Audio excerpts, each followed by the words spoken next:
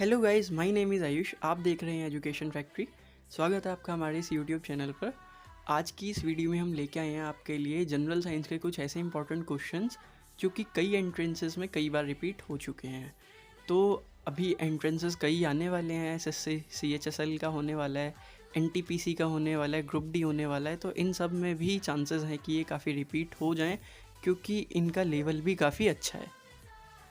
तो चलिए गाइस, बिना किसी देरी के शुरू करते हैं हम आज की इस वीडियो को। और ऐसी ही वीडियोस को देखते रहने के लिए आप चैनल को सब्सक्राइब कर दीजिए, और अगर आपको वीडियो अच्छी लगे तो वीडियो को लाइक और ज़्यादा से ज़्यादा शेयर कीजिए।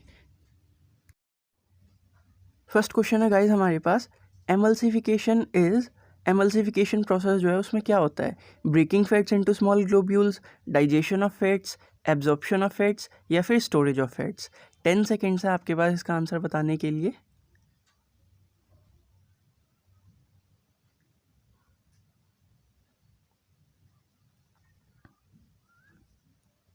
तो जिन्होंने भी breaking fats into small globules mark किया था उनका आंसर बिल्कुल ठीक है। फैट्स का छोटे पार्ट्स मतलब छोटे ग्लोब्यूल्स में टूटना ही एमल्सिफिकेशन कहलाता है। सेकंड क्वेश्चन है हमारे पास, each body segment of earthworm is called. हर एक बॉडी पार्ट जो कि अर्थवॉर्म में डिवाइड होते हैं तो उसके हर एक सेगमेंट को क्या बोला जाता है? प्रोग्लोटिड, मेटामेयर, स्कोलेक्स, या फिर रोस्टिलम। अगेन आपके पास 10 सेकेंड्स है इसका आंसर बताने के लिए।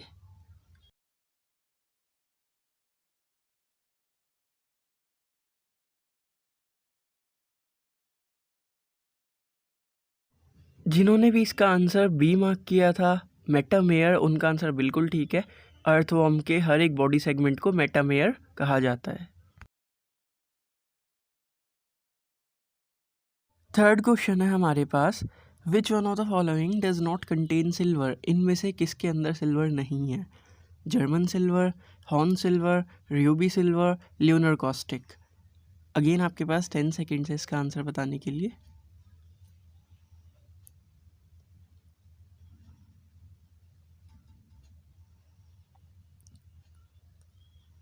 जिन्होंने भी इसका आंसर ए मार्क किया है उनका आंसर बिल्कुल ठीक है।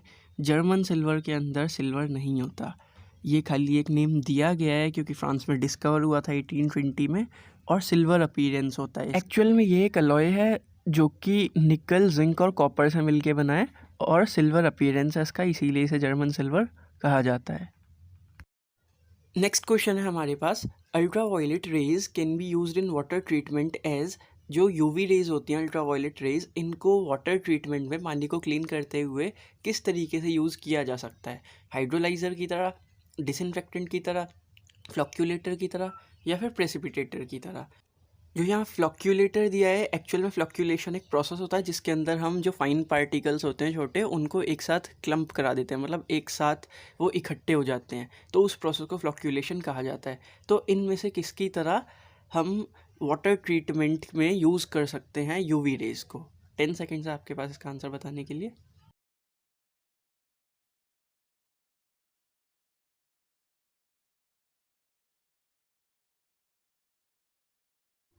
तो जिन्होंने भी इसका आंसर बी मार्क किया था उनका आंसर बिल्कुल ठीक है। हम यूवी रेज को वाटर ट्रीटमेंट में डिसइंफेक्टेंट की तरह यूज़ करते हैं जिससे कि वाटर को क्लीन किया जा सके। नेक्स्ट क्वेश्चन है, in radio communication the signals emitted by transmitting antenna are reflected on. Radio communication में सिग्नल्स जो निकलते हैं ट्रांसमिटिंग एंटीना के थ्रू, वो कहाँ पर जाते हैं? स्ट्रेटोस्फेयर में जाके रिफ्लेक्ट करते हैं, ओजोनोस्फेयर में, आयनोस्फेयर में, या फिर ट्रोपोस्फेयर में। ये चारों ही हमारे एटमॉस्फेयर की लेयर्स हैं। आपके पास 10 सेकेंड्स है इसका आंसर बताने के लिए।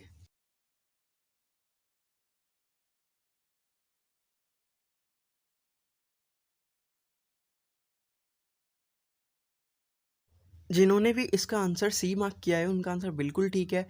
एटमॉस्फेयर की आयनोस्फेयर वो लेयर है जहाँ पे ये सिग्नल्स जो हैं जाके रिफ्लेक्ट करते हैं, और हमारी जो इंस्ट्रूमेंट्स हैं, गैजेट्स, जैसे कि रेडियो, टीवी, ये सब चीज़ें इसी प्रोसेस के थ्रू वर्क करते हैं। नेक्स्ट क्वेश्चन बहुत शॉर्ट और बहुत important, entomology is the study of birds, insects, fossils, fungi. Entomology इनमें से किसकी स्टडी कहलाई जाती है, ये आपको बताना है। अगेन आपके पास 10 सेकेंड्स हैं।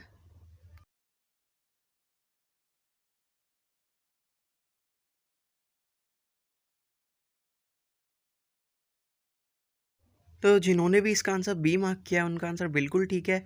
एंटोमोलॉजी जो है इंसेक्ट्स की स्टडी को कहा जाता है। नेक्स्ट क्वेश्चन है, the unit of electrical power is, power की जो यूनिट होती है वो क्या होती है? वोल्ट, वॉट, किलोवाट आवर या फिर एम्पेयर। अगेन आपके पास 10 सेकेंड्स है इसका आंसर बताने के लिए।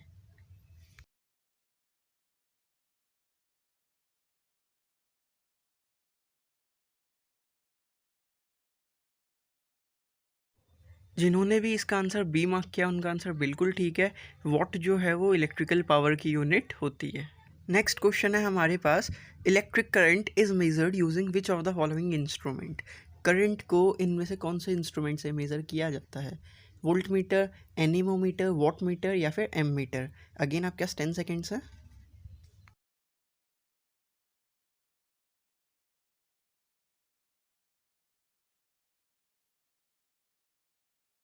तो जिन्होंने भी इसका आंसर एम मीटर मार्क किया था उनका आंसर बिल्कुल ठीक है। एम मीटर वो डिवाइस है जिससे हम इलेक्ट्रिक करंट को मेज़र करते हैं। नेक्स्ट क्वेश्चन है, फोटोपियरिज्म अफेक्ट्स। फोटोपियरिज्म जो है उसका मतलब होता है कि हम किस तरीके से रेस्पॉन्स दे रहे हैं डे और नाइट का, मतलब लाइट कितने ड्यूरेशन के लिए हमारे पास है तो उसका हम किस तरीके से रेस्पॉन्स दे रहे हैं। प्लांट्स में ये ज़्यादा देखने को मिलता है हमें। तो फोटोपियरिज्म जो है उस पर प्लांट पे क्या असर पड़ता है उसका, तो फ्लावरिंग में असर देखने को मिलता है या फिर वेजिटेटिव ग्रोथ में, फ्रूट ग्रो कराने में, या फिर इनमें से सब चीज़ों पे असर पड़ता है। 10 सेकेंड्स है आपके पास इसका आंसर देने के लिए।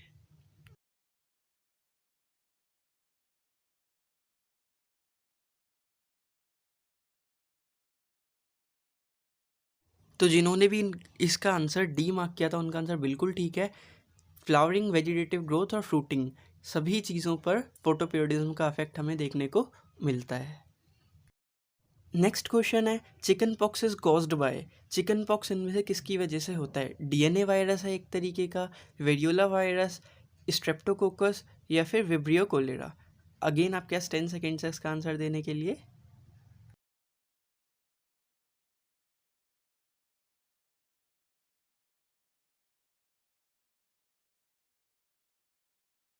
तो गाइज़ जिन्होंने भी इसका आंसर ए मार्क किया था उनका आंसर बिल्कुल ठीक है।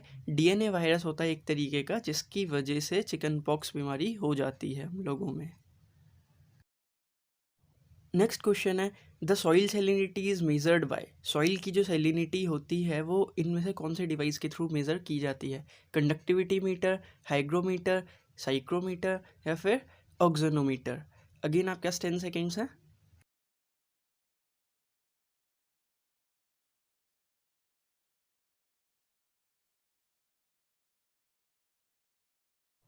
तो जिन्होंने भी इसका आंसर बी मार्क किया था उनका आंसर बिल्कुल ठीक है। हाइग्रोमीटर वो डिवाइस है जिससे सॉइल की सैलिनिटी, मतलब मिट्टी में कितने नमकीन मिनरल्स प्रेजेंट हैं, वो मेज़र किया जाता है हाइग्रोमीटर डिवाइस के थ्रू। नेक्स्ट क्वेश्चन है, BT seed is associated with. BT seeds जो होते हैं, बीटी मतलब होता है बेसिलस थ्यूरिनजेनेसिस। तो हमारे पास ये एक जेनेटिकली मॉडिफाइड क्रॉप्स होती हैं एक तरीके की। तो इनमें से किसके लिए हमने इन्हें बनाया है? ये इंसेक्ट रेजिस्टेंट होती हैं ये क्रॉप्स, और इनको हमने बनाया था किस क्रॉप के लिए? अगेन आपके पास 10 सेकेंड्स है इसका आंसर देने के लिए।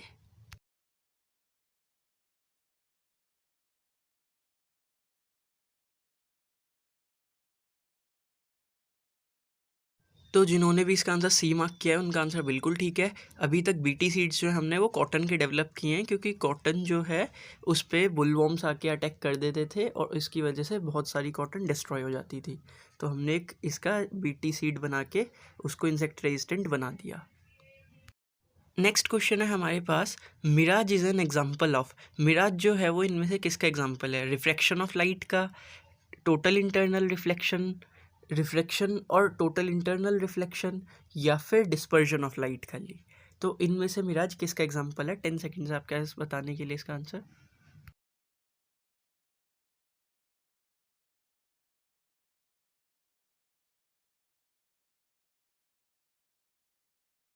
तो जिन्होंने भी इसका आंसर सी मार्क किया था उनका आंसर बिल्कुल ठीक है। रिफ्रैक्शन और टोटल इंटरनल रिफ्लेक्शन दोनों फिनोमिना का यूज़ हुआ होता है मिराज फॉर्मेशन के लिए। नेक्स्ट क्वेश्चन है हमारे पास, heat transfer horizontally within the atmosphere is called. जब हीट हॉरिजॉन्टली ट्रांसफ़र होती है, मतलब ज़मीन पे आगे की तरफ ट्रांसफ़र होती चली जाती है, तो एटमॉस्फेयर में जब ये प्रोसेस होता है तो इसे हम क्या बोलते हैं? कंडक्शन, कन्वेक्शन, एब्जॉर्प्शन या फिर एडवेक्शन। बहुत इंपॉर्टेंट क्वेश्चन है ये, 10 सेकेंड्स आपका इसका आंसर बताने के लिए।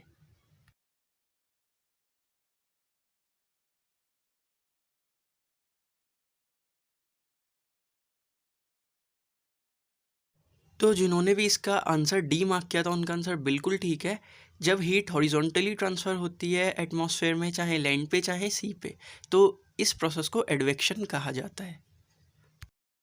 नेक्स्ट क्वेश्चन है, a vitamin which requires cobalt for its activity. एक ऐसा विटामिन जिसको कोबाल्ट की ज़रूरत पड़ती है अपनी एक्टिविटी के लिए, वो कौन सा विटामिन है? विटामिन B12, विटामिन डी और विटामिन B2 या फिर विटामिन ए। 10 सेकेंड्स आपके पास इसका आंसर देने के लिए भी।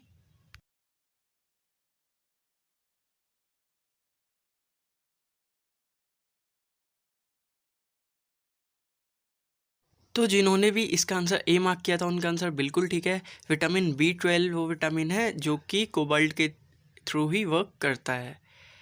तो गाइज़ ये सारे वो क्वेश्चंस थे जो कि बहुत बार रिपीट हो रखे हैं कई सारे एंट्रेंसेस में, और ये सारे बहुत ज़्यादा इंपॉर्टेंट क्वेश्चंस हैं। तो गाइज़ ऐसे ही वीडियोस को देखते रहने के लिए आप हमारे चैनल एजुकेशन फैक्ट्री को सब्सक्राइब कीजिए और इस वीडियो को लाइक कीजिए और ज़्यादा से ज़्यादा शेयर कीजिए।